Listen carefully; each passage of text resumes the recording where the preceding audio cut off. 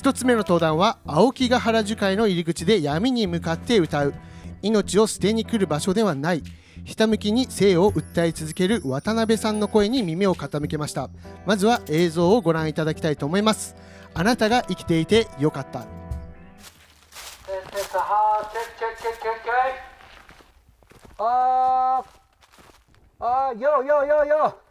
こんばんは。お待たせいたしました。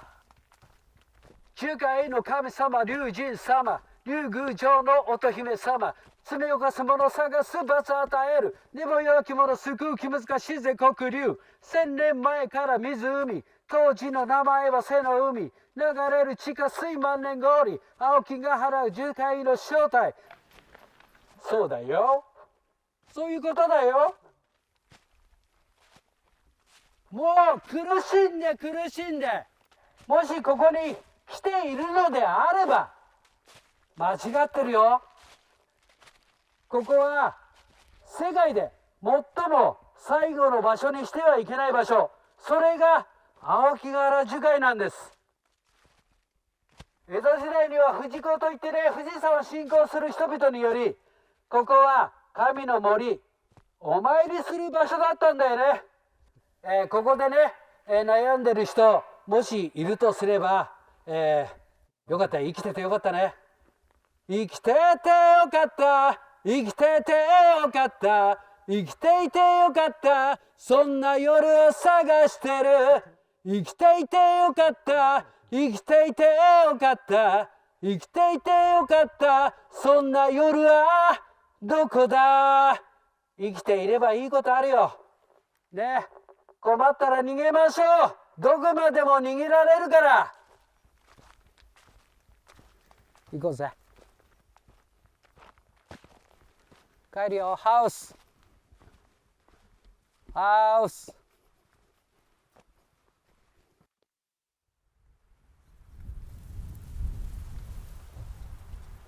青木ヶ原樹海というのは今みたいなダークなイメージではなくて、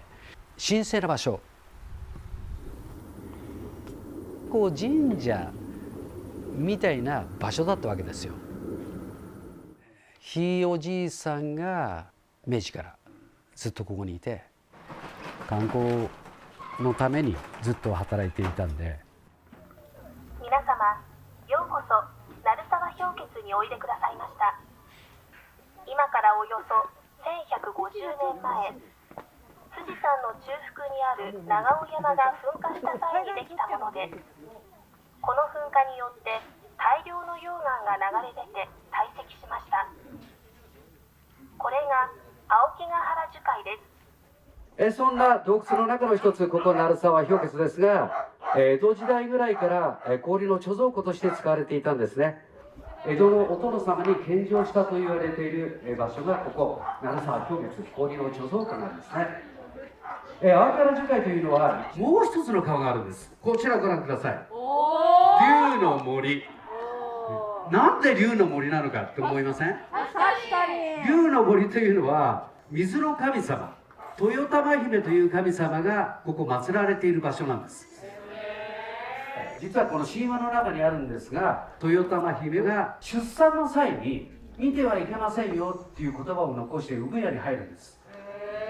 旦那さん覗いちゃうんです。あの時は人間の姿ではなかった人間の姿だったという、そんな神様が豊玉姫になりました。ありがとうございます。皆様に素晴らしき日々が訪れますように。ありがとうございました。いってらっしゃいませ。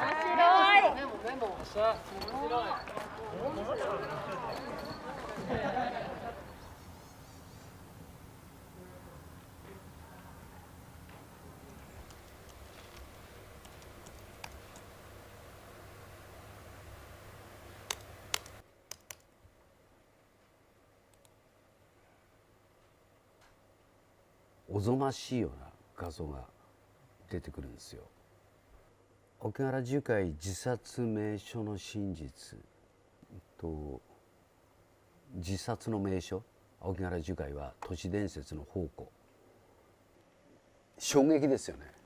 自分の家なんで。そんな場所じゃないのにね。おどろおどろしい青木原樹海を求めてるんですよ、なんか世界中の人が。メディアが先行して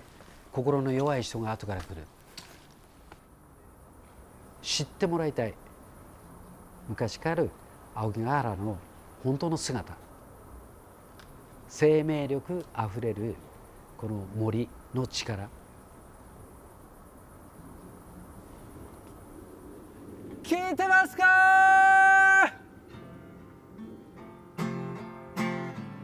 樹海から音楽発信。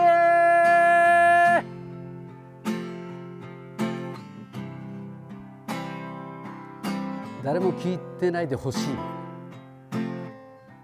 Imagine there's no heaven. It's easy if you try. 20代の時にバンドの練習かなんかここでやっていて、その音を聞いた人がたまたま助かった。神様が死ぬなって言ってるのかと思った。ロックが聞こえてきてね。多分そこから出て、森から出て、この国道をもう凍傷で歩けないから、もう手で張ってあそこまで行ったんでしょうね。だから膝とかがすりむけて血が出てたって言ったんで、その話がなかったら、もしかしたらそこまでここまで歌うことにこだわったりとかはしなかったと思う。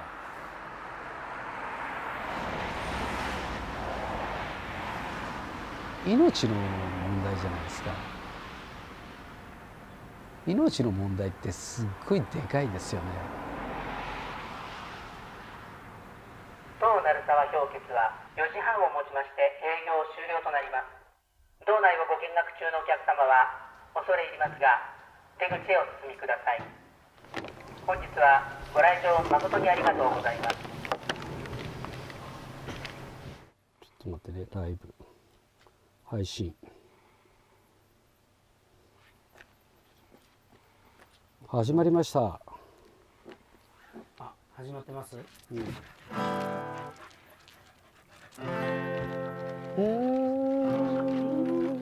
ダメだよ。急にちょっと待って、ちょっと待って。ベック、キアナ、テッド。そう、並びがね。で、僕がトム・クルーズです。だからもう出たこれ。いや、平和だね。平和。さ、なんていうの、ここ、その悩んでる人たちが。なんかいつも来てどうのこうのって思ってるでしょ。違うんですよ。俺とかがさ、はい、これで歌ってさ、夜出てきたとかいう人いたけど、11年の間に3人ぐらいしかいないのよ。3人ぐらい、ね。悩んでる人たちっていうのはそういない。そうはいない。ここ樹海って家なんだけど、樹海にいて一回も霊体験ないからね。そんな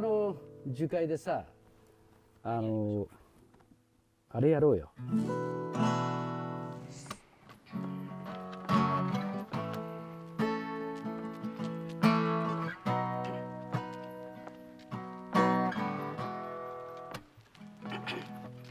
あの日から君のこと思うたび胸が苦しくなる。なんだろうってよく考えてみると、自分がわからなくなる。Everyday 何気なく過ぎてく時間も気づいていないだけ。ほら心配ないさ。思い通りにできなかったとしてもね、愛してるって一言なのに言えばよかったって思えば思うほどためらわないで悔やまないで、人が生きるって何か足りないことないでしょうか。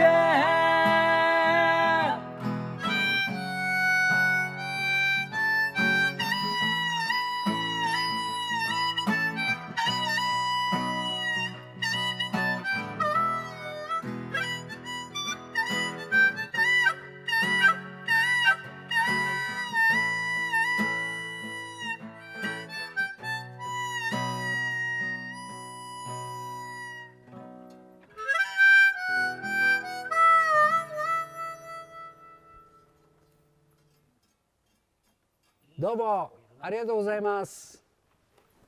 ありがとうございます。お、こんにちは。二人も見ててくれるよ。本当ね。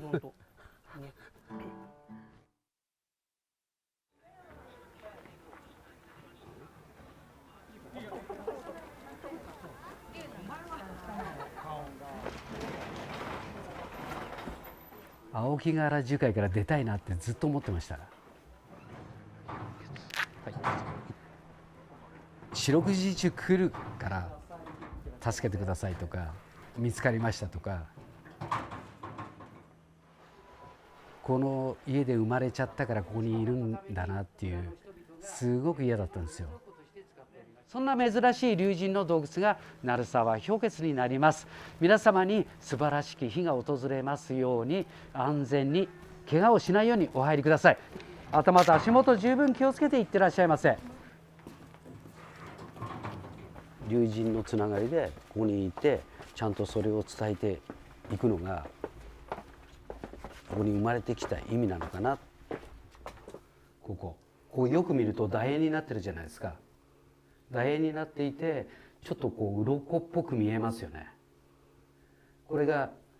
龍の中を歩いてるみたいな、なんか不思議な感覚になる場所だよっていう。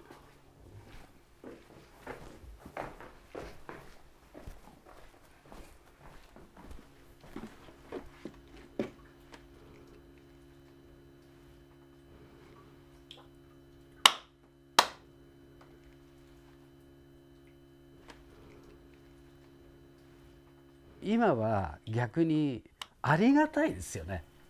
すごいめちゃくちゃありがたい。いい場所に生まれてよかったなっていう、そういう思いでいっぱいですもんね今。そうか、自分はここを離れちゃいけないんだな。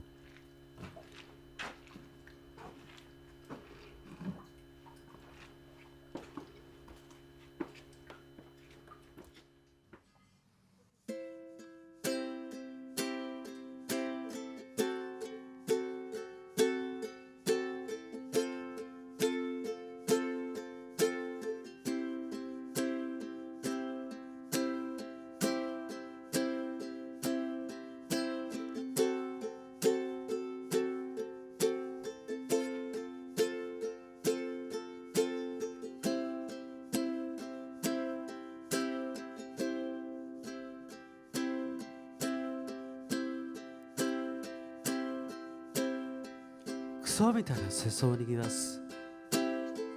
ソーシャルネットワーキング、勝手に感じるおもてなしのメニュー、垂れ流しのデータベース、解読される暗号、表向きのシールド、爆弾なくても繰り広げられる世界戦争、知らぬ間に汚染されてる放射能、当たり前のような日常が幻想、平和ボケしていないか日常、いない感じすると惑う人々、右へ習えの連鎖反応、サイファーなのかコードなのか、アプリに組み込むスパイウェア、スパム野郎もするような進化、向かうことはできないよマザーネイチャー。Are you kidding me? 久しぶりに丼を盛り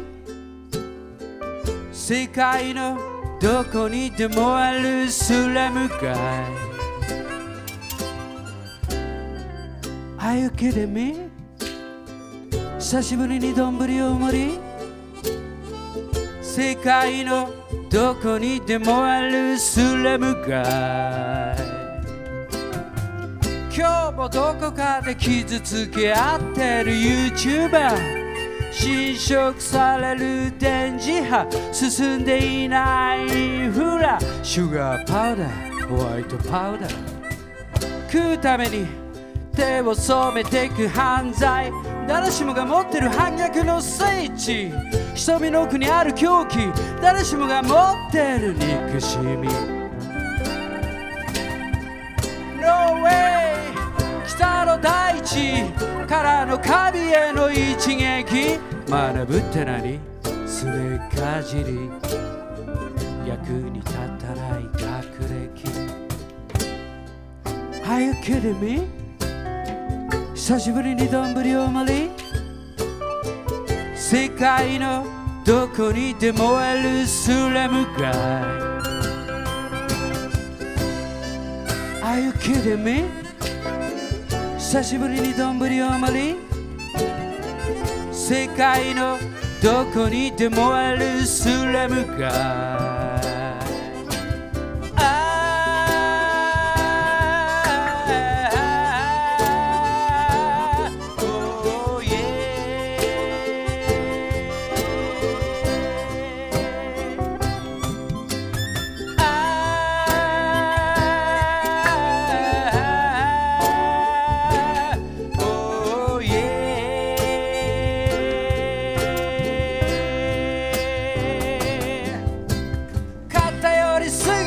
コミュニケーションどうでもいいような仮想空間部屋ボケで一本起きなくてもいい事件解決できるのは水戸黄門ハマりすぎるトラップアパートの一室6畳一間の密室ポテトチップマイクロチップこのスープハエが入ってます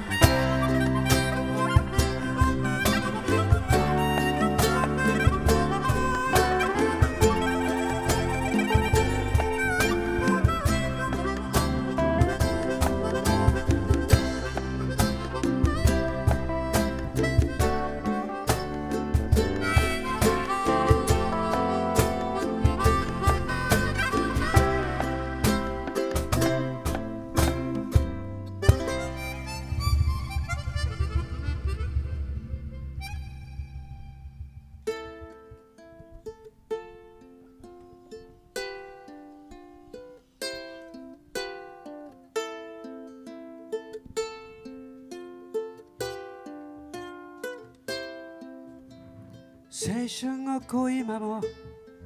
続けながら旅の途中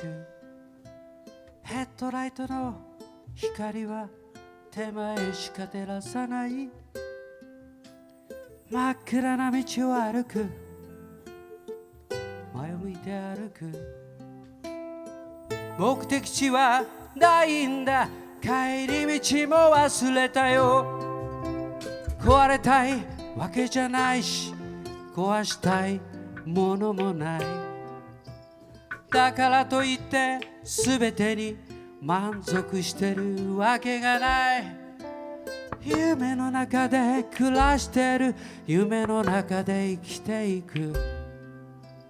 心の中の漂流者明日はどこにある生きていてよかった生きていてよかった生きていてよかったそんな夜を探してる生きていてよかった生きていてよかった生きていてよかったそんな夜はどこだ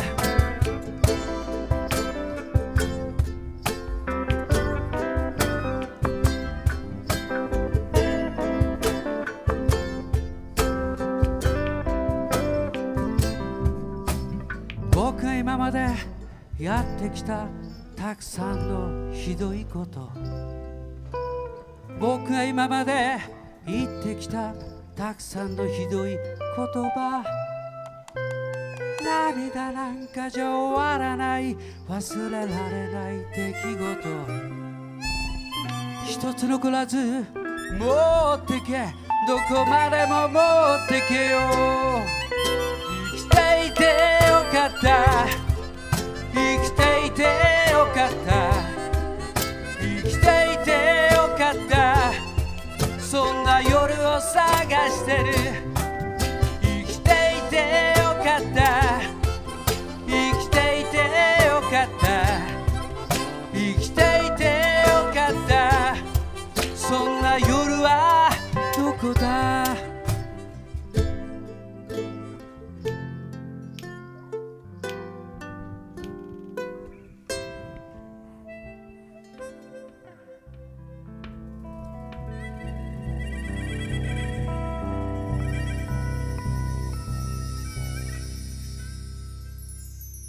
ありがとうございます。ありがとうございます。会場に渡辺さんにお越しいただいております。皆様大きな拍手でお迎えください。よろしくお願いします。ここからはぜひですね、会場に渡辺さんお越しいただいておりますので、渡辺さん、そしてディレクターの久保田さんとですね、一緒にディスカッションさせていただければと思っております。まずはご来場ありがとうございます。そして素敵なライブもありがとうございます。ありがとうございます。ありがとうございます。今1曲目はオリジナルの曲だったかと思うんですけども、そうですね、はい。その曲に込められた思いなんかをまずお伺いできればと思うんですけども、いかがでしょうか。この曲はこのスープ灰が入ってますっていう曲で、実は3年もう4年ぐらい経つかな、樹海にローガン・ポールという YouTuber がやってきたんですね。そのローガン・ポールというのは世界的に有名な、ご存知の方もいるかと思いますけど、めちゃくちゃ有名な方で影響力のある YouTuber だったんですね。それがうちに来て、樹海で撮影したいんだけどどうしたらいいんだっていうことを聞いてきたんですよ。で樹海は、歩道より入っちゃいけませんよっていうこのいろんなやってはいけないことがあるんで、それを教えてスタッフと一緒に来たんで、日本の方もいたんで、その全部教えたにもかかわらず、やつはやつと言ってしまいますけど、奥まで入っていってドローン飛ばして見つけちゃったんですね、この古いものを。それをそのまんま配信しちゃったんですよ。その配信した時にもうすごいなぜか世界的にバッシングをもらいまして、それを見たもう次の日にすごいことになっていたんで、ニュースにもなったりとかしましたよね。それでもうちょっと頭にきちゃってこの曲ができたんです。なるほどですね。まさにこのメディアであったりだとか、樹海のイメージって結構そういう自殺死亡の方が集まるみたいな発信をして、その場所が後天的に作られるみたいな一面もあるかと思うんですけども、はい、渡辺さんはそこで生まれ育ってるから本当にその土地の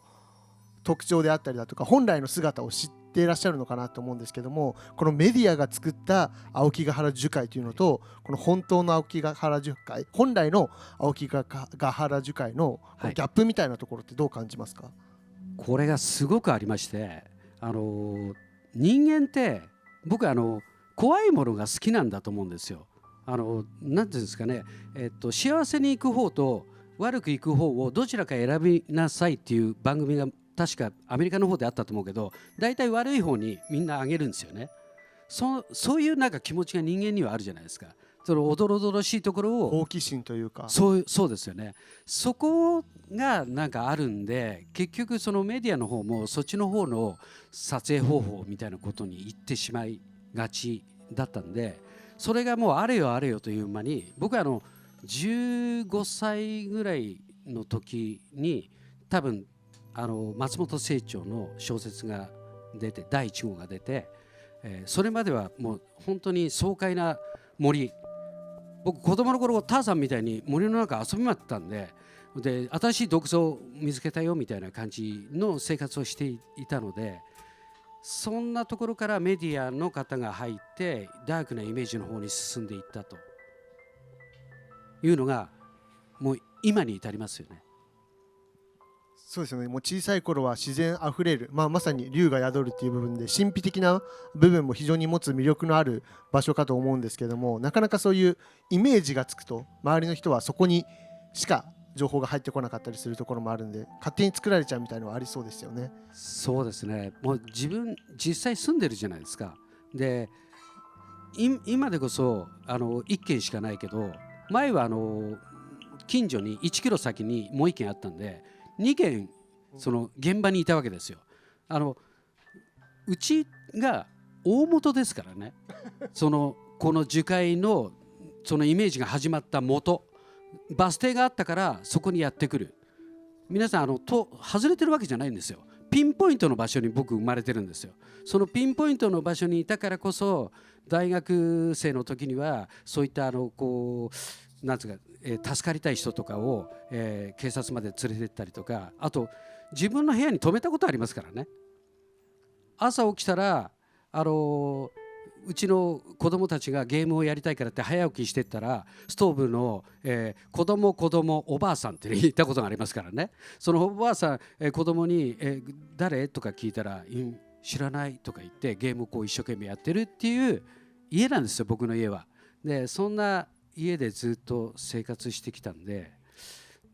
なんですかね、本当に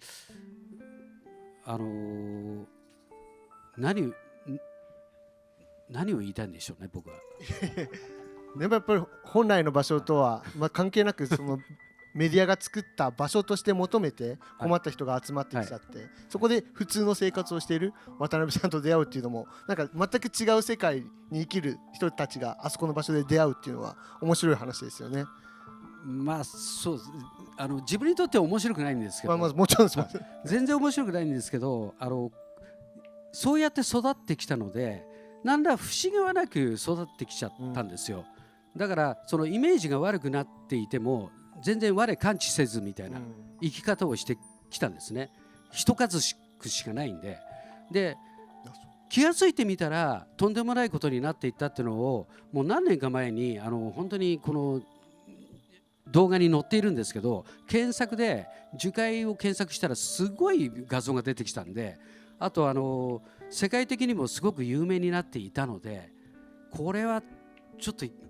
大変なことだなと思ったんですね。で 4年ぐらい前から方向を転換して樹海のイメージを変えたいなと思って、本来の樹海のこの神の森というのを今メディアとかそういうのに取り上げてもらえればいいなと思ってるんですね。そうですね。その龍の宿る場所っていったところも今日初めて知った方も多分大勢いらっしゃるのかなと思うんですけども、YouTube でコメントくださっている方々もありがとうございます。ぜひせっかく渡辺さんも来ていらっしゃるので、会場そして YouTube をご視聴の皆様からもご質問いただければ非常に嬉しく思っておりますですね。このあたり久保田さんはこの取材というかカメラを持って渡辺さんと一緒に、青木ヶ原10回で過ごした時間があるかと思うんですけども、どういった経緯でというか撮影した背景はあったんでしょうかね。そうですね、やっぱ初めに誰も聞いてないのに、誰も聞いてないじゃないですか、誰が聞いてるかわからないのに歌うっていうところがすごい闇に向かって歌うっていうか、それがすごく素敵だなと思って。普通なんか表現者とかミュージシャンとかっていうのは受け手がいて、その人になんかどう届けるかだけど、渡辺さんの場合は誰も聞いてないでほしいみたいな、なんかそういうレベルの時もあるじゃないですか。だからなんかそれがすごく一番初めになんか面白いっていうか素敵だなと思ったところからで、話を聞いていったら、単にそういう自殺っていう言葉もあまりもう使いたくないって渡辺さんは言ってて、そうですね、極力口に出したくない言葉ですよね。自分の家なんで多分皆さんの家の玄関の前がそういった場所だったら絶対嫌じゃないですか。庭がそういった有名な場所だったら嫌ですよね。自分の家の前が樹海なんで、もう本当にちょっと触りたくない言葉なんですけど、もう今となったらとりあえずこの龍神の森っていう本来の姿を知ってもらえるんであればいいなと思って、この動画の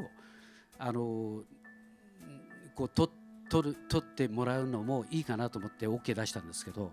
そういう意味ではポジティブな印象で、本来の姿で上書きというか、はい、知ってもらいたいという思いはあるんでしょうね、この歌ってる中では。そうですね、歌は11年前から始めたんですけど、歌を歌うことでやっぱり助かる人がいるんですよ。音楽を流すことで助かる人がいる。でただそれだけなんですよね。その人たちだけなんですよ、聞いてるのは。あとは鹿とかスズメとかそんなもんしか聞いてないんですけど、あまりにも弱いんですよね、このイメージを変えていくのに。でメディアがこうやって作り上げたすごいダークなイメージっていうのは、もう変えていくのはメディアしかないと思うんですよね。大きな力しかないと思うんで、その辺をなんか皆さんが分かってもらえればすごく嬉しいなと思います。それこそ初めてこの歌で人を救った、映像にもありましたけども、歌が聞こえて何か救いを求めているような形で這いつくばって助けを求めてきたという体験があると思うんですけども、渡辺さん自体が、最初はバンドの練習っていう部分で、趣味じゃないですけども、この気軽にこの歌っていう部分と付き合ってたものから、今はこの生命っていう部分と向き合って歌をやるっていう意味では、なんか渡辺さん自身も強い影響をこう受けていらっしゃるのかなっていう印象はあったんですけど。そうなんです、そこなんですよね。11年前にやり始めた時はただ単に悩んでる人が来るとか、夜心霊オタクみたいなのが来る、それを追い払うために大きな音をドンって鳴らすわけですよ。でいなくなればいいな、うちの近辺からいなくなればいいなと思ったんですけど、僕はこう見えてかなりちょっとなんていうんですかね、怒ったりとかするタイプだったんで、ただそれが歌を歌うことで思いやりとか愛とか、さっきここにも出ていたんですけど、歌を作った時に、あれ結構10年ぐらい前に作ったんですよ。で怒った後に歌を樹海で歌えなかったんですよね。これ嘘になるなと思って、自分が作ってる歌のように歌うのに仕事とかそういうところで怒ってる自分が嘘だなと思って、そういうので10年ぐらい前からどんどんトゲが取れていって、で今ではかなり多分丸くなったと思うんですね。こうやって久保田さんともなんか知り合いになって動画撮っていいよなんて言うようになった自分が不思議ですもん。もう最初はもう取材とか絶対しないでくれっていうタイプだったんで。そりゃそうですよね。急に家の前がそんな場所にさせられたら、やっぱまず来る感情って怒りとか、なんでだよってなると思うので、それごくごく自然な話で、そことなんか歌がよく中和されたじゃないですけども、ポジティブな意味で、もっと言えば今は観光じゃないですけど、他県から来た人を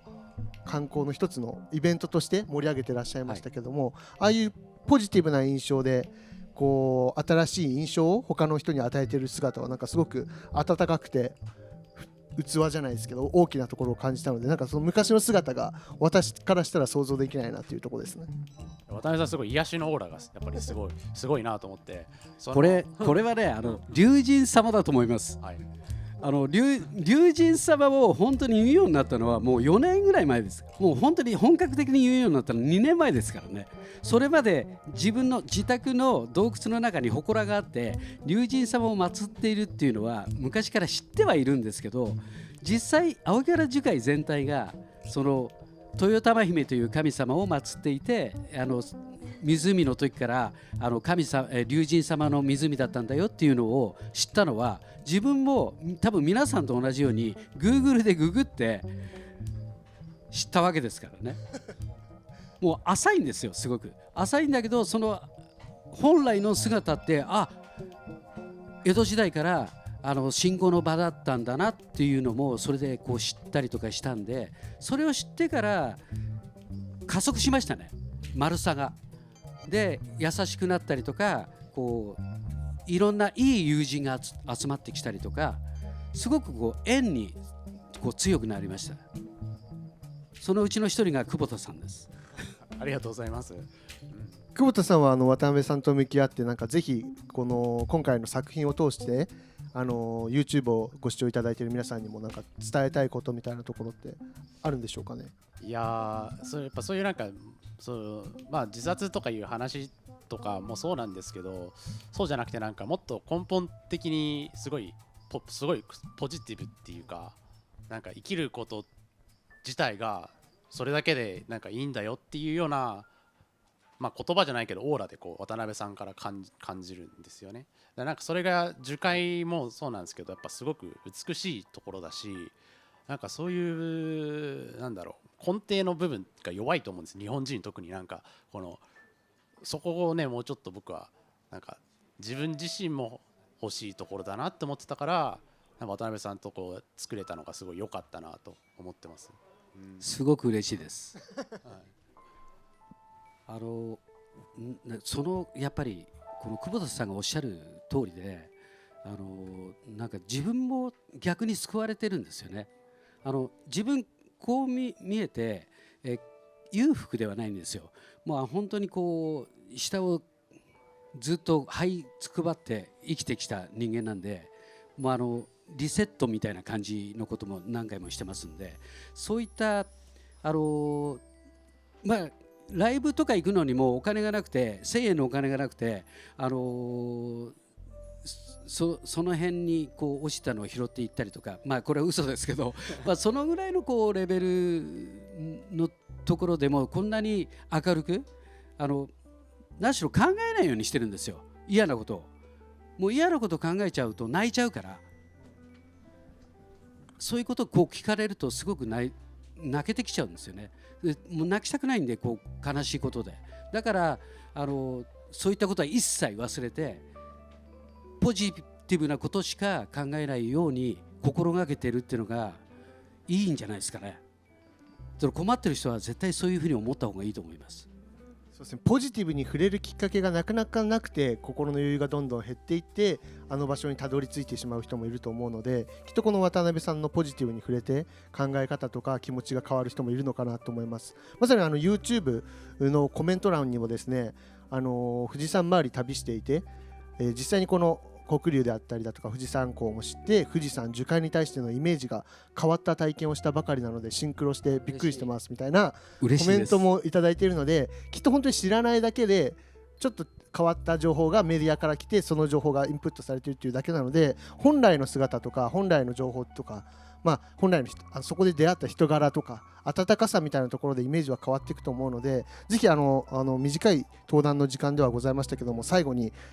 会場にいる皆さん、そして YouTube をご視聴の皆さんにぜひですね、青木ヶ原樹海の魅力を最後渡辺さんの口から語っていただければと思うんですけども、いかがでしょう。わかりました青木ヶ原樹海は本当に先ほども言ってますけど、神様の森で、戸隠神社とか、伊勢神宮とか明治神宮の場所と何ら変わらない場所なんですよ。そこを皆さんに知ってもらいたいです。ダークなイメージになっているから、もうなんか気持ち悪いなとか行きたくないなって思ってる方が大半だと思うんですよ。ただ違うんです。全く真逆。そして一つだけ、世界で最も最後の場所にしてはいけない場所、それが青木ヶ原樹海なんです。それは黒い龍神を調べてください。黒い龍神をググって調べてみると、納得するっていう内容が出てきます。ぜひですね、YouTube をご視聴の皆さんも実際に足を運んで、もう渡辺さんに会っていただいて、可愛いコーギーたちにもね囲まれていただいて魅力を感じていただければと思います。本日はご来場いただきまして、ご登壇いただきましてありがとうございます。皆様大きな拍手でお願いいたします。ありがとうございました。ライブも最高でした。ありがとうございます。工藤さんもありがとうございました。ありがとうございました。ありがとうございます。YouTube をご視聴の方もコメントいただきましてありがとうございます。引き続きコメント、感想でも構いませんし、気軽なコメントお待ちしております。ぜひですね、登壇者、そしてディレクター、私たちにご質問がある方も気軽に投稿していただければ幸いでございます。